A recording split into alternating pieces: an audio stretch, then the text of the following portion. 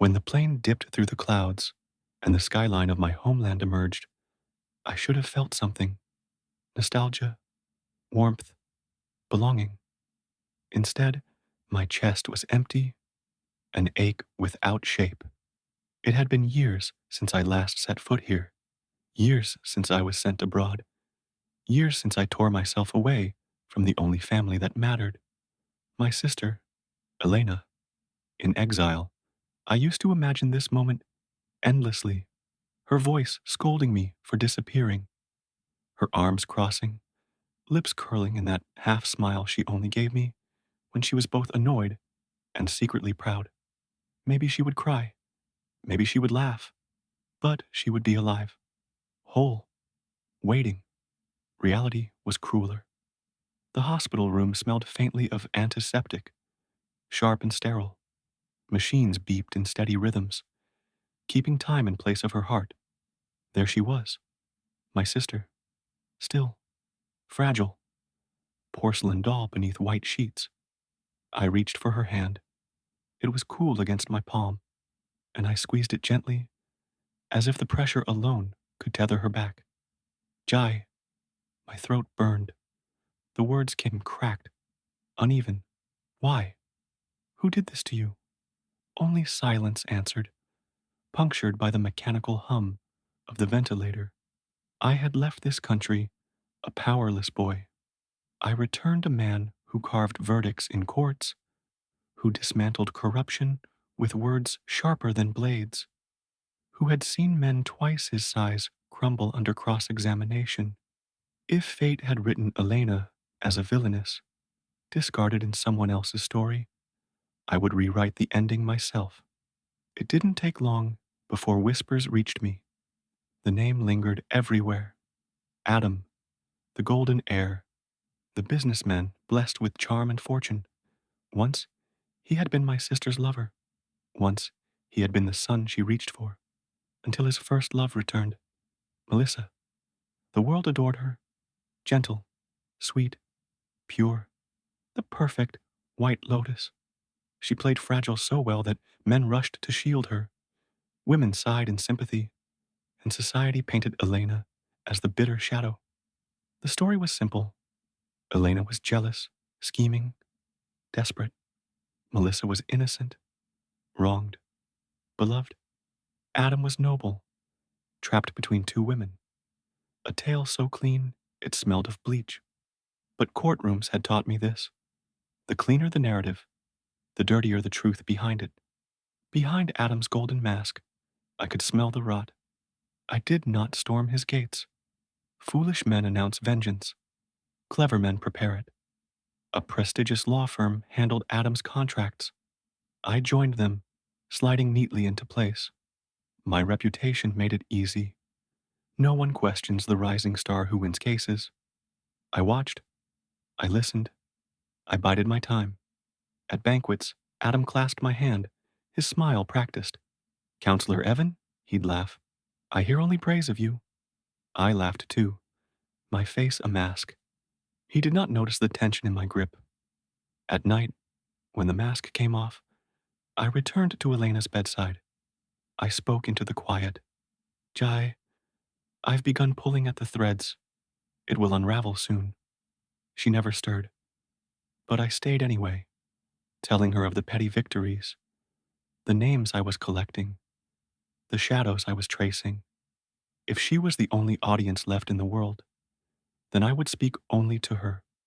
It was at a gala that Melissa and I finally met face to face. Up close, she was delicate as porcelain, every movement calculated to appear unguarded. She smiled when others watched, but when her eyes met mine, something faltered. Her gaze dropped to my pendant, a small silver charm, dulled with age. One of a pair. Elena had its twin. Recognition flickered across Melissa's perfect mask. Elena must have told her once, back when she still believed Melissa was a friend. Melissa's laugh rang false for the rest of the evening. She clung tighter to Adam's arm, her glances sharp whenever I entered the circle. She feared me, And fear is the beginning of truth. The turning point did not come with Adam. It came with Melissa. Selene was her name, a young artist with paint-stained fingers and fire in her eyes. She accused Melissa of theft, of parading her work as her own brilliance. The case landed on my desk. When I first met Selene, I saw my sister in her, that same unyielding spirit, that same refusal to bow. And I saw Melissa's shadow across her pain. In court, I was merciless. I picked apart Melissa's statements, laid bare her pattern of quiet thefts, her manipulation of weaker voices. Evidence mounted, cracks widened. Adam's lawyers tried to shield her. They failed. And when the victory was within reach, I did the unthinkable. I withdrew the case. Selene raged at first, but she saw it too. The whispers had already spread. The art world began to murmur. Melissa's talent was borrowed. Her brilliance, stolen light. She smiled in public still. But I saw how her hand shook as she lifted a glass. The lotus was wilting. 3 months.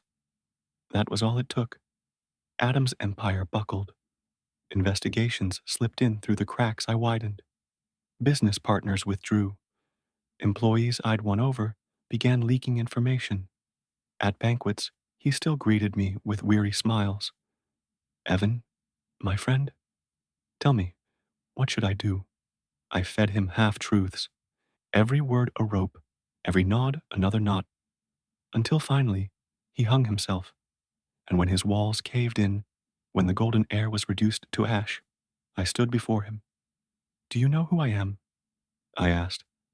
Confusion clouded his eyes. Broken, tired, desperate. I touched the pendant at my chest. I am Elena's brother. His face drained of color. Melissa shattered first. She screamed, sobbed, confessed through clenched teeth. It was her. That night, Elena was to meet Adam. She carried his child. 3 months pregnant. Melissa panicked. Not because of Elena, because of what Elena represented. Proof that Adam belonged to someone else. Proof that Melissa was second choice. So she bribed, lured, plotted. Thugs silenced Elena. Too harshly. Too permanently. Her voice cracked as she spoke, but I recorded every word. Adam fell to his knees. His empire ruined. His child gone. His lover revealed as poison. And I felt no pity. Justice was done. The empire destroyed. The villains unmasked. But Elena remained asleep. Every day I returned to her side. I told her about the books I read, the clients I argued for, the lives that moved on beyond these walls. I told her Adam was ruined, that Melissa's mask had shattered. Sometimes I imagined her fingers twitch. Sometimes I dreamed her eyes would open. But morning always came, and the silence was the same. Still, I stayed. The world thought the story had ended, but for me, it continued here, with her. One day, Jai, I whispered, pressing my forehead to her unmoving hand, you'll wake. Until then, I'll wait. The machines hummed. The seasons changed. And I remained.